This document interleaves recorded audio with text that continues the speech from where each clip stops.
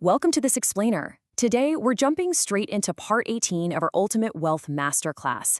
We are going to reveal the exact step-by-step mathematical framework used by the global elite to close high-ticket clients with absolute composure. If you've been following along with this material, you're going to find this absolutely crucial for translating your specialized knowledge into actual high-value enterprise agreements. So let's kick things off with a really perplexing question. Why do perfect offers fail on Zoom? Think about it. You see so many people successfully design an irresistible high-ticket offer, they build up this impressive brand authority, they completely automate their back-end infrastructure, and then, the moment they step into a live meeting or a Zoom call with a high-value prospect, they completely destroy the entire deal. Why does all that incredible preparation just fall apart? Well, the brutal truth is, you drop your posture. In that high-stakes moment, people completely lose their operational posture. They transition from being a calm, sovereign business operator into a desperate salesman literally begging for a transaction. And let me tell you, when that energy shifts, the prospect feels it immediately. To fix this, here is our roadmap for mastering this elite playbook today. We'll be covering the Zoom call disaster, the doctor versus vendor shift, Stage 1, diagnosing pain, Stage 2, the silent price, Stage 3, neutralizing objections, and finally, command your true worth. Let's get right into it. Section 1, the Zoom call disaster. Let's really unpack what high-ticket sales actually entails. Sales is not pitching. It's not arguing. And it is certainly not manipulating someone into buying something they do not need. Actually, scratch that. It's more like a deep psychological diagnostic process. This matters immensely because when you're asking a client to invest $5,000, $10,000, or $20,000 into your system, your tone, your phrasing, and your emotional detachment determine the whole shebang. It determines whether they perceive you as just another line item expense or as an absolute indispensable asset to their business. Section 2, the doctor versus vendor shift. Making one fundamental operational shift is a real game changer for your meetings. Consider the standard vendor. A freelancer or agency owner enters a sales call and immediately just starts listing off their features, right? They talk about their software tools, how many hours they're going to spend working, and boast about how great their company is.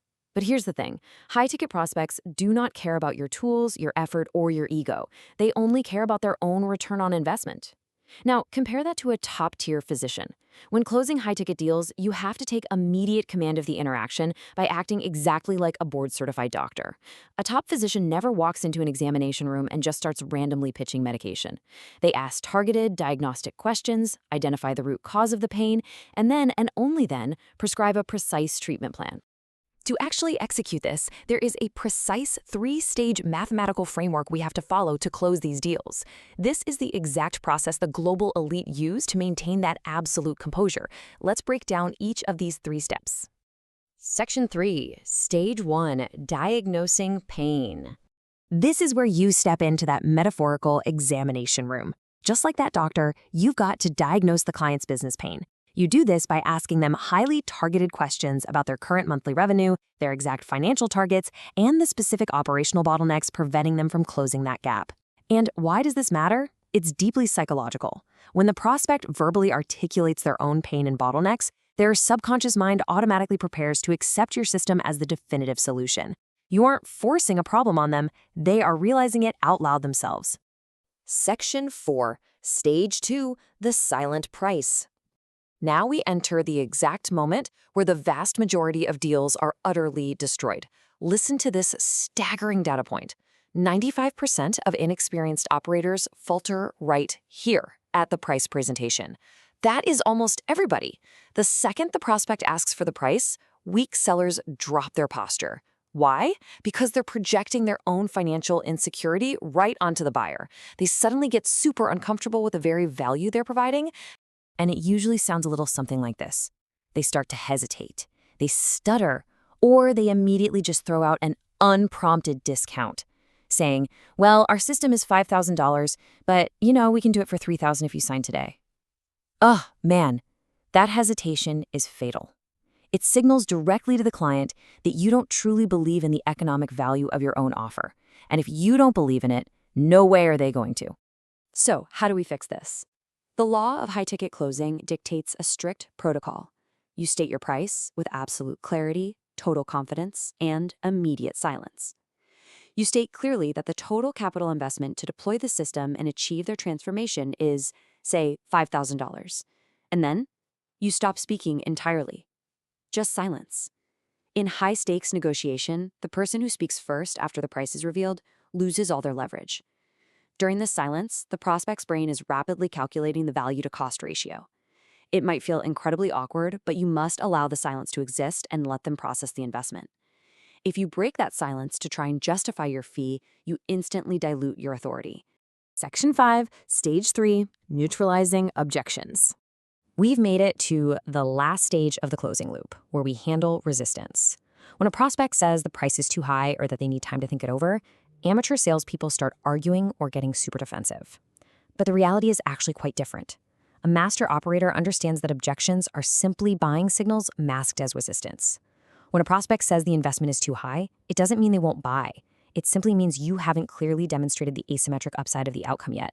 So, instead of arguing, you need to completely reframe the conversation around risk mitigation. You demonstrate that this $5,000 is absolutely not a cost or a line item expense. It is a highly strategic allocation of capital. And you show them that this capital is designed specifically to generate a massive asymmetric upside. You explain how that initial allocation is engineered to create, for example, $50,000 in business enterprise value over the coming months. Suddenly, that initial $5,000 looks very, very different to them.